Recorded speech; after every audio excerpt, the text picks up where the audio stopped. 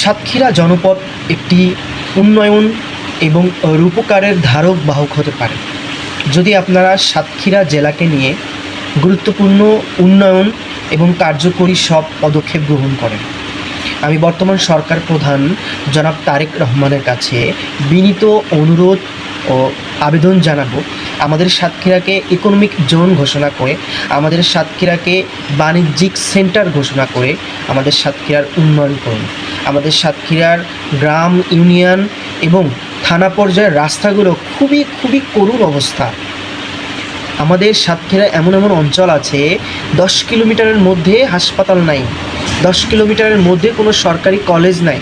বিশেষ করে আমি যে অঞ্চলে বসবাস করি, আমি সাতক্ষীরা জেলার কালীগঞ্জ থানার কৃষ্ণনগর ইউনিয়নে বসবাস করি।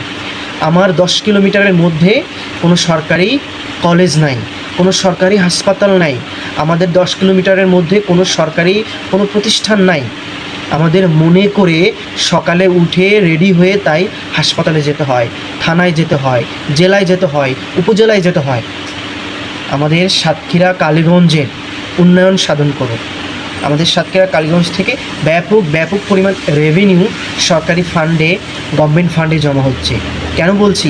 আমাদের সাতক্ষীরা কালীগঞ্জ এবং বিশেষ করে সাতক্ষীরা জেলা সাদা সোনা খ্যাত চিংড়ি উৎপাদনের প্রাণকেন্দ্র এবং আমাদের সাতক্ষীরা জেলা থেকে প্রচুর সংখ্যক প্রবাসী বিদেশ থেকে রেমিটেন্স পাঠাচ্ছে। কিন্তু তুলনামূলক বাংলাদেশ এই 17 বছরে যা হয়েছে, আমাদের সাতক্ষীরায় কিছুই হয়নি, কোনো উন্নয়নই হয়নি।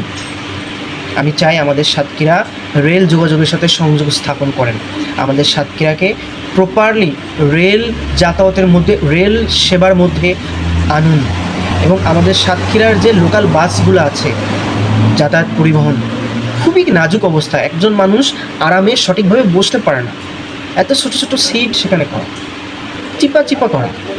আমি চাই আমাদের সাতক্ষীরার শহরকে এবং আমাদের সাতক্ষীরা জেলাকে ইকোনমিক জোন ঘোষণা করে সিটির আদরে ডেভেলপ করে সাতক্ষীরার উন্নয়ন আরও বৃদ্ধি করুন, যাতে করে সাতক্ষীরা একটি সম্ভাবনাময় জেলা হিসেবে রূপান্তর হতে পারে।